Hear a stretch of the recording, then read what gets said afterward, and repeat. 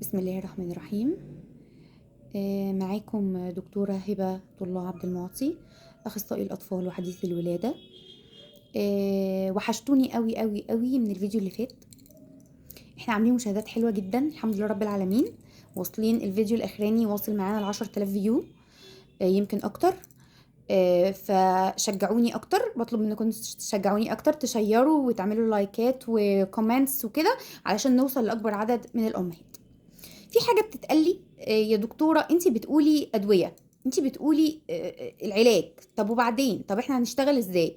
صراحه من بعض الزملاء والله انا شايفه ان الشغل ده رزق، وانه على الاقل ما اعتقدش ان في برضو يعني والله هتدي العلاج بس هتكشف برضو، مش هتكشف.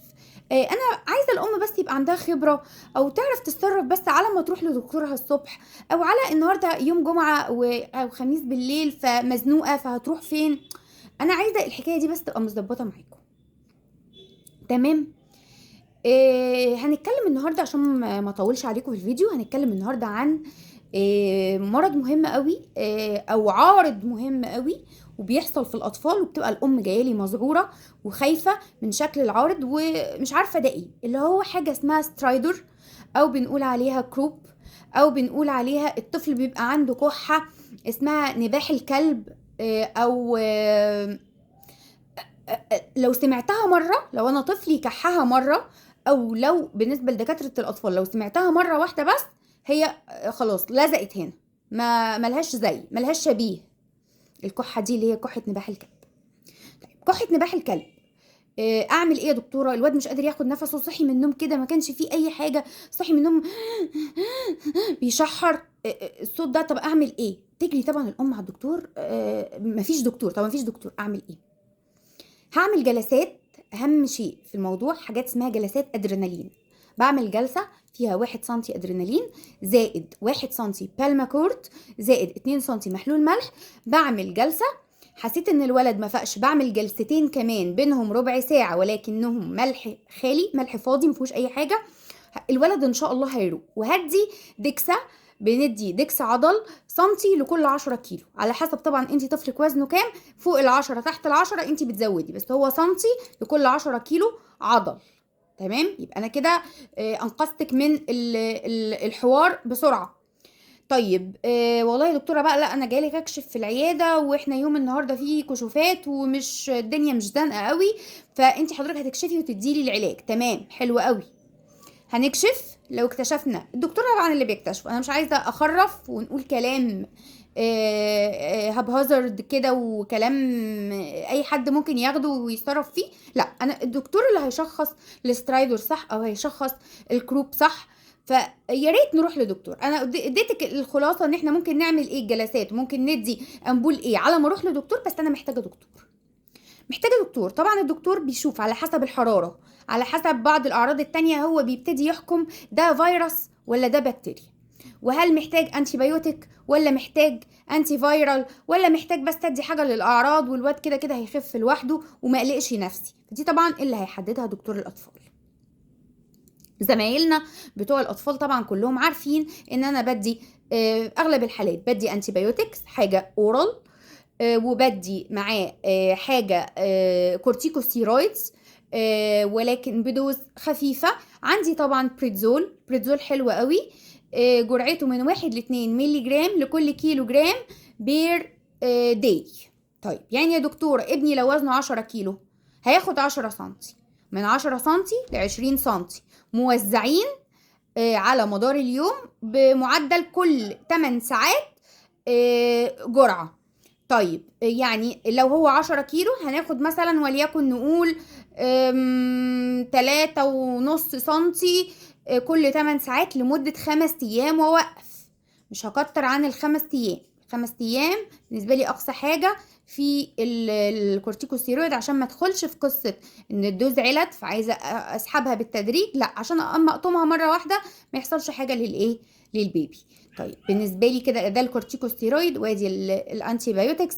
الجلسات مفعول السحر، هي دي الاساس بتاعي. الادرينالين زي ما قلت سنتي ادرينالين، سنتي بالماكورد، 2 سنتي محلول ملح كل 8 ساعات لمدة 3 أو 4 أيام الأولانيين لحد ما ما الدنيا تبتدي تهدى معايا. خافض حرارة طبعا لو في حرارة، ده هنرجع طبعا سيتال، بروفين، اي حاجة منهم. طبعا ترجعوا للفيديو رقم 1 اللي هو فيديو الانتي بايريتكس او خوافض الحرارة. ايه تاني عشان انا النهاردة مش عايزة اطول عليكم. ممكن حاجة كمان تعمل لي الاسترايدر اللي هي الفورين بودي، او ان الطفل بلع حاجة وقفت في زوره. دي بتبقى واقفة، الصوت ده طالع من الحنجرة، الصوت ده طالع من الحنجرة مش من الحلق اللي هو الفارنجايتس او الالتهاب الزور. ملوش اي علاقة باللارنجايتس اللي موجود او الفورين بودي ان ذا لارنكس او التراكية. بيعمل لي صوت اللي هو نفس الصوت، ولكن بتحصل في الاطفال اللي عمرهم اقل من 2 او اقل من 3، انه بيحط حاجة بقه وبياخدها عن طريق الاستنشاق، فياخدها عن طريق الهواء تنزل في مجرى الهواء. ودي طبعا بيعرفها برضو الدكتور. لازم اتوجه لاي لو انا شاكه ان طفلي بلع حاجه لازم اتوجه لاي مستشفى طوارئ. حتى لو الدكتور بتاعي مش موجود وانا في خميس او جمعه، لازم اتوجه لمستشفى طوارئ. المستشفيات العامه يا جماعه كلها مفتوحه، كلها موجوده للطوارئ. للطفل حصل له اي حاجه بتوجه لها، وخاصه ابتلاع جسم غريب، كان بيلعب في مكعبات، كان بيلعب في حاجات حواليه وبعدين حصل له كده. طيب دي بتشككني اكتر في انه بلع جسم غريب. تمام، ده اللي كنت عايزة اقوله. بالنسبة للطفل لو بيتكرر عليه الموضوع ده بيحصل له كتير قوي، فانا محتاجة اعمل تحليل سيرم كالسيوم، لان ممكن يبقى نسبة الكالسيوم لها دور في ان يحصل كل شوية السترايدر اللي بيحصل.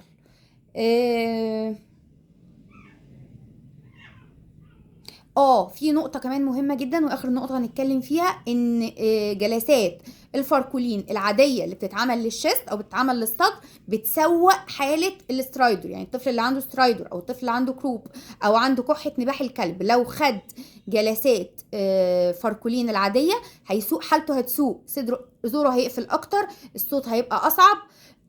فلازم يا ماما تروحي مستشفى طوارئ عشان تتأكدي ان ده الصوت ده طالع من صدره ولا طالع من زوره. فانا مش حابة ان في الموضوع ده بالذات نمشي بدماغنا. هو ممكن الجلسات لو انا متأكدة ان الولد صوته طالع من هنا، انا كأم عرفت الصوت ده قبل كده وسمعته قبل كده، كحة نباح الكلب سمعتها قبل كده وجاله الدور ده قبل كده، فانا متأكدة. انما انا مش متأكدة يبقى اروح مستشفى عام، حتى لو مش لاقيه دكتور يبقى هيكشف لي على الاقل الدكتور اللي في المستشفى العام هيقول لي ده يا ماما الصوت ده طالع من زوره من هنا من الحنجرة ولا طالع من صدره. ابقى حتى وانا بعمل الجلسات في امان، لان انا لو عملت بفاركولين حتى في البيت وعملت نفسي ذكيه وانا بعرف الواد ده بياخد جلسات ايه او انا بعمل له جلسات ايه، وخد فاركولين وهو محتاج ادرينالين، يبقى انا سوقت حاله البيبي وممكن لا قدر الله يحصل له اختناق واحنا بنعمل الجلسات.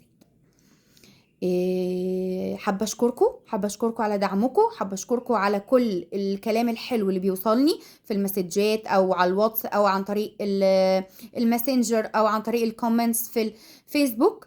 متشكره جدا ليكم. ميعادنا ان شاء الله قريب في فيديو تاني نقول برضو فيه معلومة تبقى مهمة للماما وللبيبي وتقدر تساعدني لو البيبي انا مش عارفة اروح لدكتور دلوقتي متواجد. بس باي باي، سلام عليكم، اشوفكم في فيديو تاني ان شاء الله عن قريب. وما تحرمش من دعمكم ليا، وان شاء الله نوصل الفيديو ده بدل ما وصلنا اللي قبليه 10,000 ان شاء الله نوصل المرة دي ل20,000. باي باي، احلى مامس في الدنيا اللي بيتابعوني. باي باي.